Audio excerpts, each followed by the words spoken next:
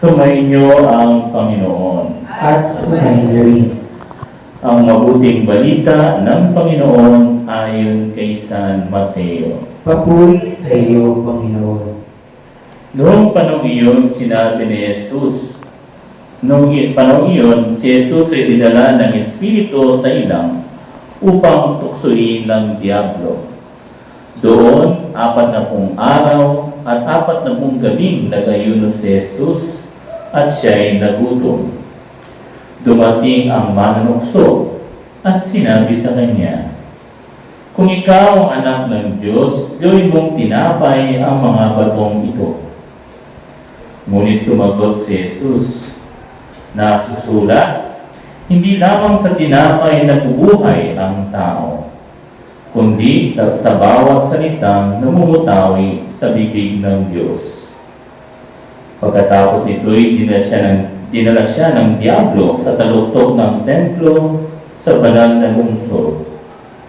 "Kung ikaw ang anak ng Diyos," sabi sa kanya, "magpakihulog ka, sapagkat nasusulat, ipagbibilin niya sa kanyang mga anghel na ingatan ka. Aalalayan ka nila upang hindi ka makisod sa bato."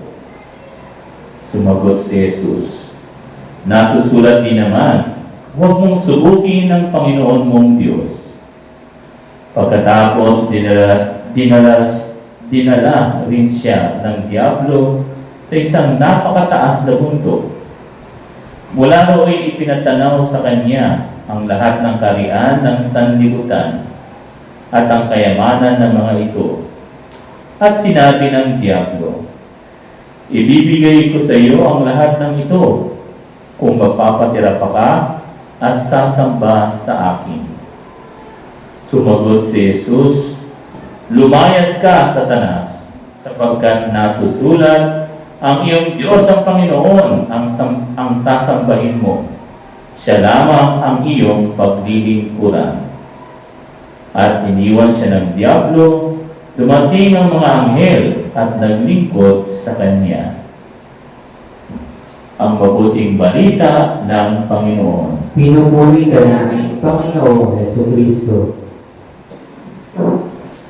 Magandang umaga po sa inyong lahat. Magandang umaga po sa inyong lahat.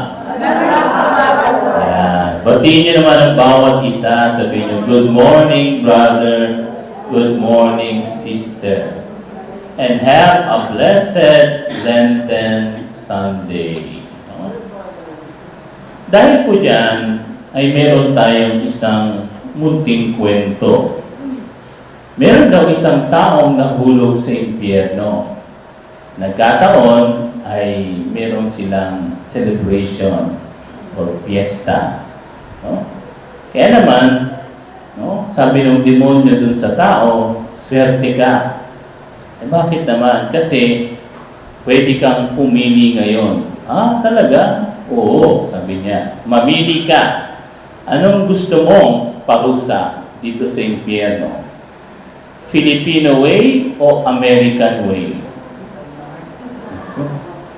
Sabi ng tao, "Ano pa yung Filipino way ng parusa dito sa impyerno?" Sabi ng demonyo, "Papaliguan ka ng asupre na nagbabaga, tutusukin ang iyong mga mata, at lalatiguhin ka araw at gabi." Sabi niya, mahirap yata yun. Ano naman yung American way? Sabi ng tao, "Ang American way, papaliguan ka ng asupre na nagbabaga, tutusukin ang iyong mga mata, at lalatiguhin ka araw at gabi." Sabi niya, parehas lang yun ah. No? Maya-maya, binulungan siya ng demonyo sa isang kabila. Sabi ng demonyo, "Sabihin mo, piliin mo yung Filipino way." Sabi ng tao, "Bakit ko pipiliin yung Filipino way?" "Kasi alam mo, pag pinili mo yun, yung asupre na ipapaligo sa'yo, hati na yung minsan wala pa. Kasi kinukurako. Tapos, yung latigo at tusok sa mata, naku, hindi na gagawin sa'yo. absent parati, lagi pang late. Pero sinasahuran yan, ha? Oh. So, yun na lang piliin mo, yung Filipino way. Kasi, sigurado, yung iyong paghihirap, bawas na.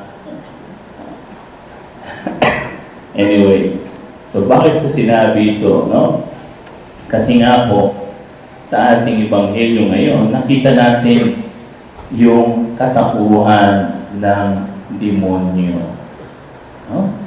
At sabi nga ng aming professor sa theology, ang demonyo, hindi daw parating may dalawang sungay at buntot. Madalas, ang demonyo sa ating buhay ay mga kamukha ni Coco Martin, ni Marian Rivera, ni JC Rabal, yung mga sexy ngayon, yung mga may itsura. Yan ang minsan itsura ng demonyo. Kasi bakit? Kasi kung ang demonyo tutok sa atin ng bagay na pangit o hindi maganda, matutukso ka ba? Hindi. No? Ang demonyo ay nakasalik sa bagay na ating gusto.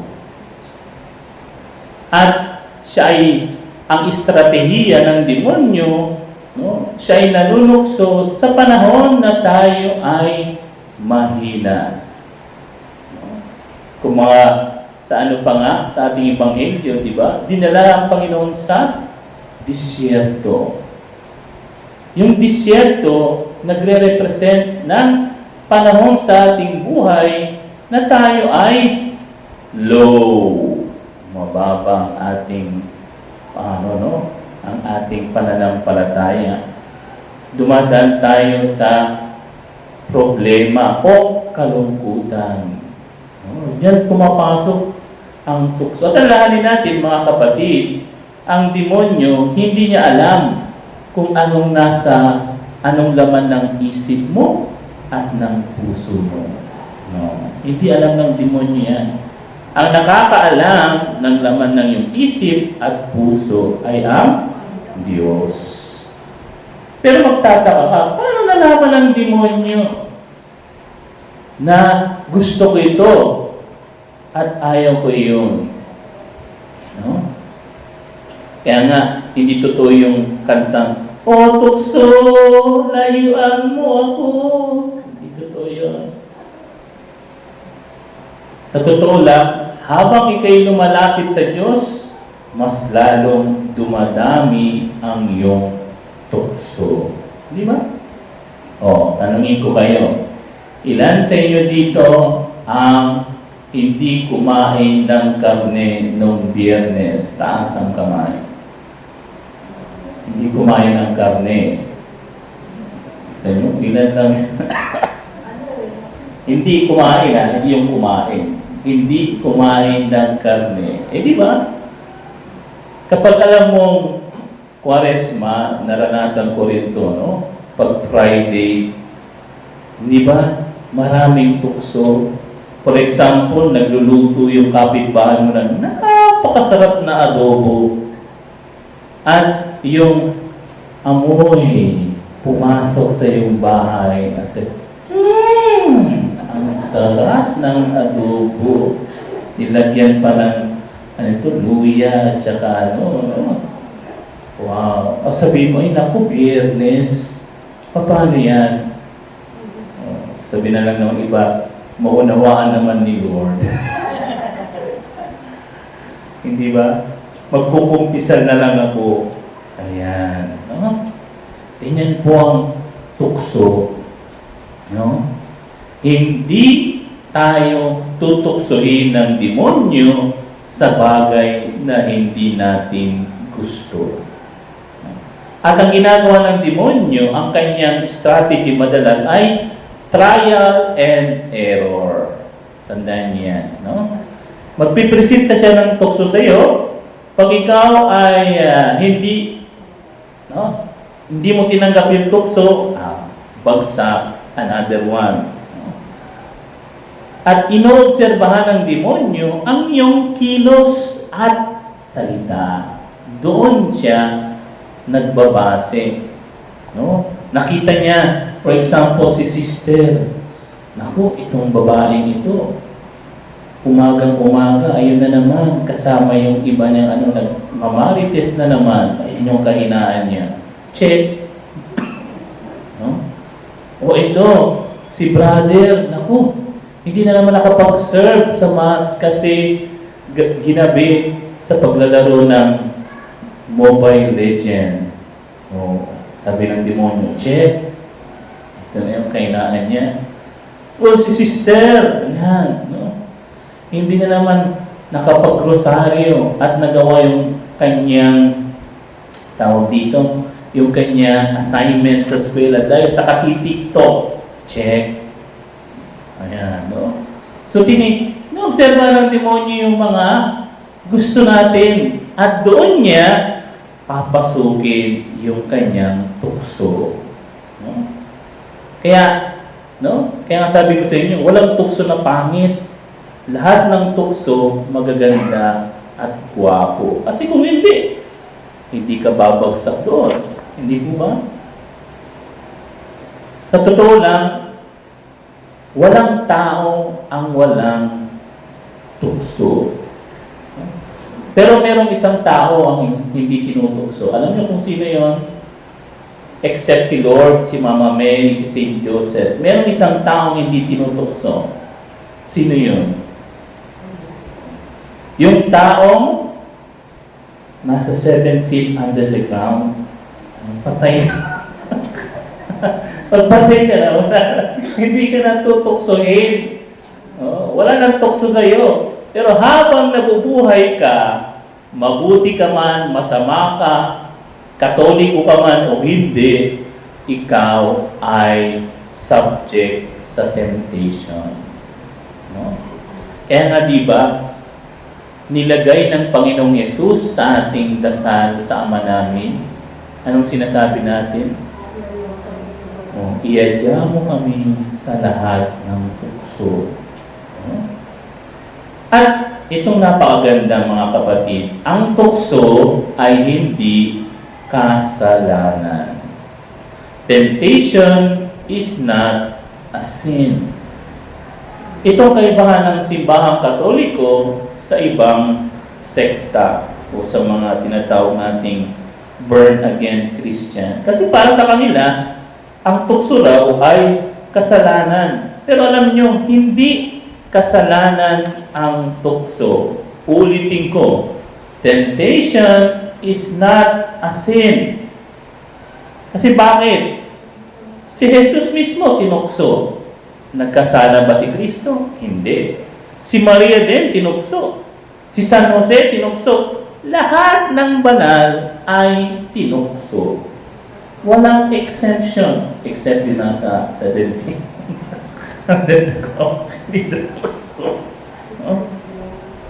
Pero sa lahat ay tinutukso. Ang tukso ay isa lamang paraan na malaman kung sino ako. Who you? Ipinapakita ng tukso kung sino ka talaga at kung ikaw ba ay lumago na sa pananampalataya.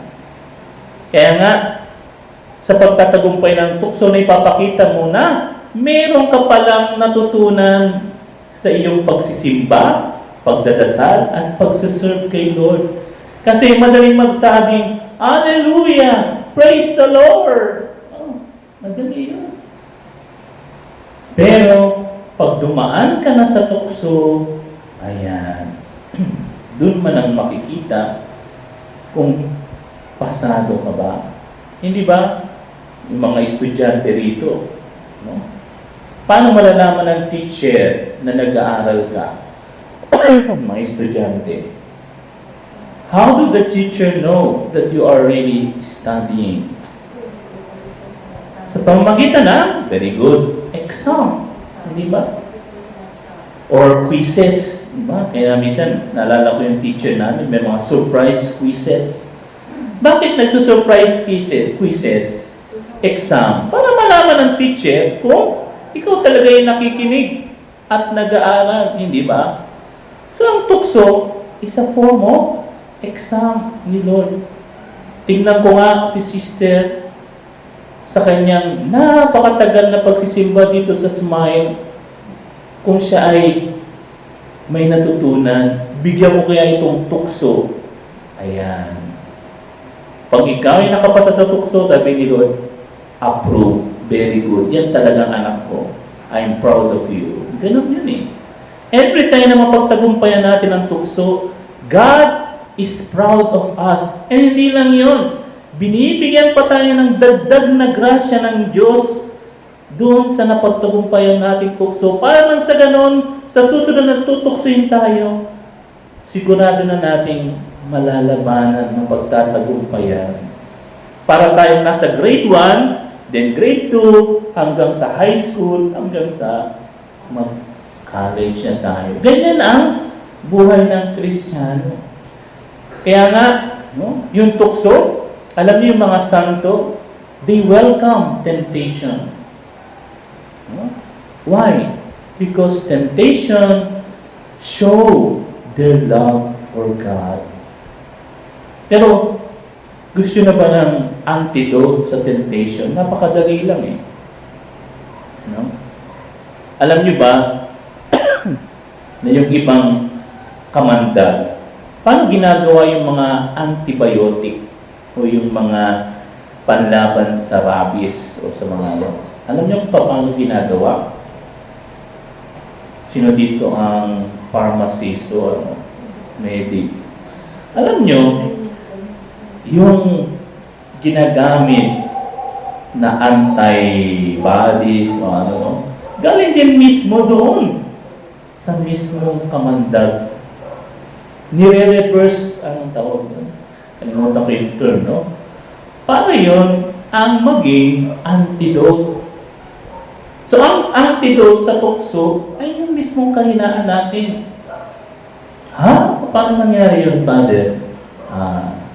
Kung alam mong mahina ka sa paglalaro ng Mobile Legend at pagtitiktok, yun ang gamitin mo na daan para humingi ka ng tulong sa Panginoon. Magtiwala ka sa Diyos, Lord, hindi ko kayang itigil yung pagtitiktok mo. Tulungan mo ako na mas unahin kita kaysa sa social media.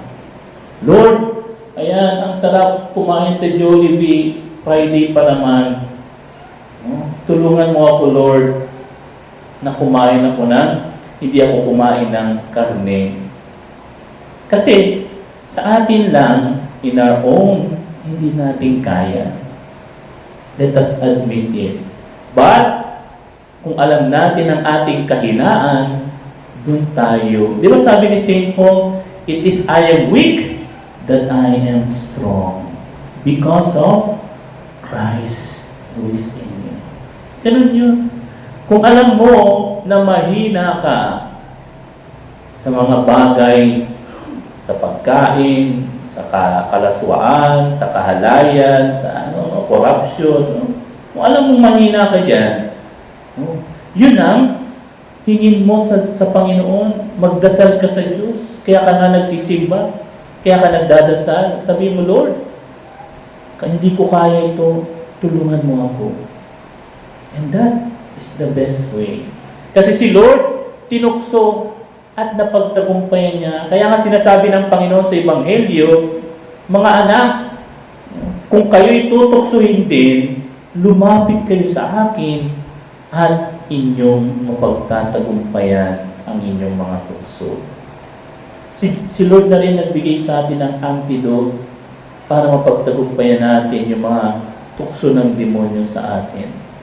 Nasa atin lang yon para tayo ay lumapit sa Kanya at humingi ng tulong sa Kanya. No? Kaya nga, napakaganda ng ating simbahan. Tingnan ninyo. Sa panahon ng Kwaresima, hihingi tayo ng simbahan na mag-ayuno, no? Hindi kumain ng karne. Hindi dahil galit ang simbahan sa karne. Of course, hindi naman. No? Pero, pinapakita ng simbahan na bigyan natin ng importansya ang ating kaluluwa.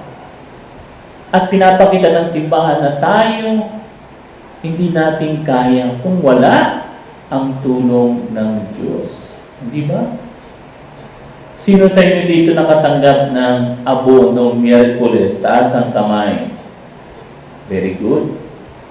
Anong sinabi ng pare nung kanyang nilalagay yung abo sa inyong noo? Of course, no? Hindi niya sinabi, congratulations, happy birthday, happy anniversary. Hindi, di ba? Ang sabi niya, ikaw ay abo, at sa abo ikaw ay babalik. Pinapakita yon na tayong lahat, whether we like it or not, walang forever.